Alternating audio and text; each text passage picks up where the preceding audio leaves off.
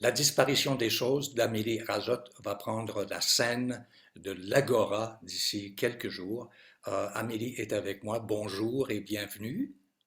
Bonjour Winston, merci de J'imagine, m'accueillir. plaisir. J'imagine qu'il doit y avoir une grande fébrilité à l'idée de reprendre un public, c'est-à-dire d'aller reconquérir un public que vous n'avez pas vu la bande ensemble depuis 2018. Oui, je suis très excitée par ça. Ça passe vite, hein. Puis je suis excitée parce que c'est en plus d'avoir passé à travers d'une grossesse, d'une pandémie, ben c'est ça, c'est se remettre en forme, se remettre dedans, voilà. Donc, mais je suis j'ai bien hâte, voilà. Je vais montrer une photo de l'affiche qui donne un petit peu le ton, qui donne un petit peu l'atmosphère de cette chorégraphie, la disparition des choses. Et j'aimerais que tu me parles de ton, bon, j'haïs le terme, mais il est très pratique, le processus de création. Oui. Écoute, j'ai envie de commencer en parlant de mon équipe Oui. parce qu'une pièce comme ça, c'est une pièce interdisciplinaire dans laquelle je danse, donc j'ai le rôle de chorégraphe, mais aussi d'interprète. Ça prend une équipe de feu du tonnerre, puis je me sens tellement choyée d'être entourée de tous ces artistes talentueux, inspirants, qui me nourrissent tous les jours. Donc, je veux les nommer. Sur scène, je danse aux côtés de Marie-Philippe Santerre, qui est une jeune interprète incroyable, qui a dansé dernièrement donc, dans une pièce de Catherine Godet pour Sylvain Aimard. Sinon, les performeurs sonores qui font donc leur musique originale live sur scène, c'est Olivier Landry-Gagnon, synthétiseur modulaire, puis il y a Stéphanie Castonguay qui travaille aussi avec des synthétiseurs modulaires, mais elle Mhm. invente aussi ses propres instruments qui sont magnifiques, qui font des vibrations obscures, comme elle les appelle. Puis, il y a aussi l'artiste en art numérique, vidéaste, elle fait de tout. Je veux dire, c'est multidisciplinaire. C'est Néliève Rajot, qui est aussi ma sœur. Donc, elle fait la vidéo live. Et on a aussi Stéphane Ménigaud, je veux dire, qui fait une création de lumière incroyable. Et la dramaturge, Sophie Michaud, qui Alors, ça prend d'une certaine façon, ça prend un ouais, autobus pour déplacer, ça prend un autobus pour déplacer tout ce monde-là.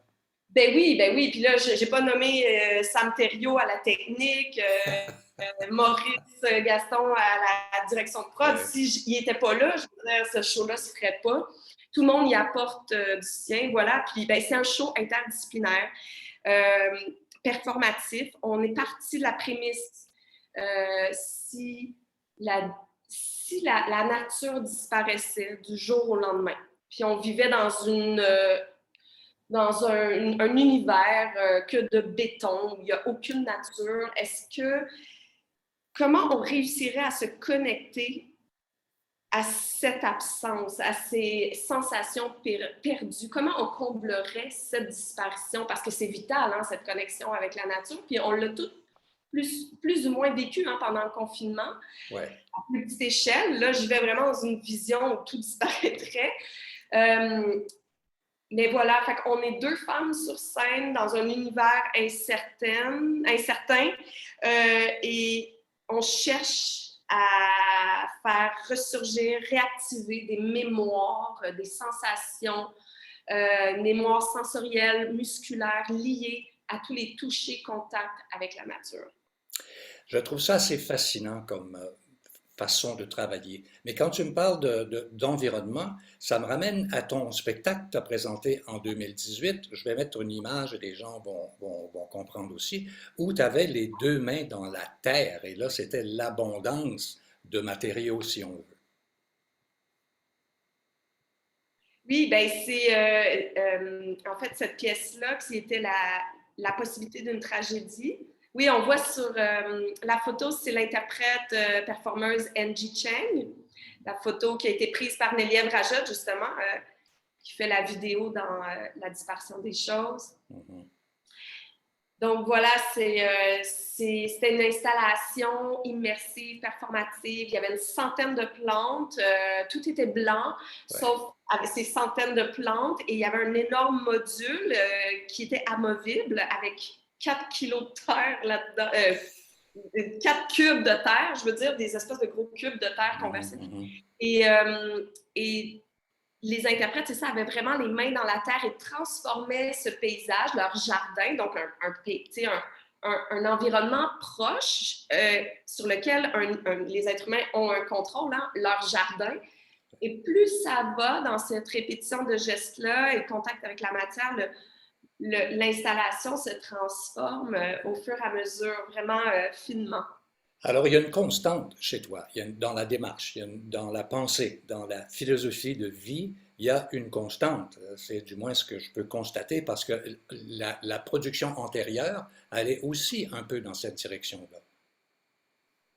Ben, oui, ben, il y a deux choses. Déjà, je suis fascinée par les gestes, les petits gestes du quotidien.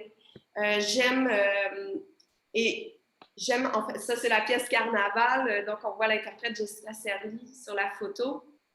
Ça c'était une pièce, c'est ça, ce que je disais, il y a deux choses. Déjà, les petits gestes du quotidien, les extraire et leur donner toute une puissance poétique, en fait, les mettre sous une loupe et les extrapoler, les distordre et par effet d'accumulation, tout ça, j'aime ça. Et ce que j'aime aussi, c'est tout le rapport à la mémoire sensorielle et musculaire. Donc, c'est aussi lié aux gestes, mais tout ce que j'appelle archives corporelles, c'est tous les souvenirs accumulés dans nos muscles, dans notre, c'est ça, dans nos neurones, Mhm. dans nos sens et qui ressurgissent par moments Ouais, inattendus et tout ça, mais tout ça, c'est notre partition à nous, hein, êtres humains. On a chacun c'est notre ça. partition.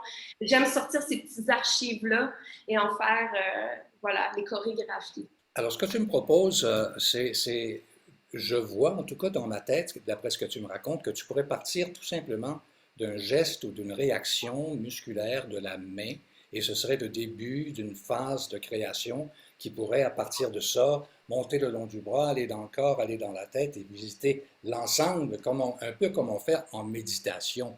Tu sais, on visite l'ensemble du corps. Est-ce que je comprends bien? Il y a quelque chose de ça, oui, tu sais, comme c'est ça, la dispersion des choses. On est parti des gestes qu'on avait visités dans la possibilité d'une tragédie, c'est-à-dire arracher, euh, malaxer, brasser la terre, creuser. Donc, on est allé, en l'absence de la matière, on est allé revisiter tous ces gestes-là, biomécaniquement parlant, tu sais, qu'est-ce que ma main, la tension musculaire, qu'est-ce que mon muscle fait, dans quelle direction, comment je réajuste mon corps, tout dépendant des actions que je pose de préhension. Hein? Mhm. Mais on amplifie, comme tu l'as dit si bien, c'est ça, c'est OK, ben maintenant, je peux le faire très, très, très petit, mais si je le fais très loin dans l'espace, comment mon corps va se réorganiser? Fait qu'on se retrouve des fois dans cette pièce-là, dans des choses très fines, très dans la sensation, mais aussi dans des choses plus spectaculaires où le corps est complètement en contorsion. Là où ça devient aussi très intéressant, c'est qu'il y a une espèce comment dire, une communion entre les différents artistes, les différents créateurs qui sont autour de la scène. Je pense que la musique, ça ne doit pas être la même chose, la sonorité, ça ne doit pas être la même chose deux soirs de suite, là. Ça doit bouger en même temps évoluer en même temps que ça bouge.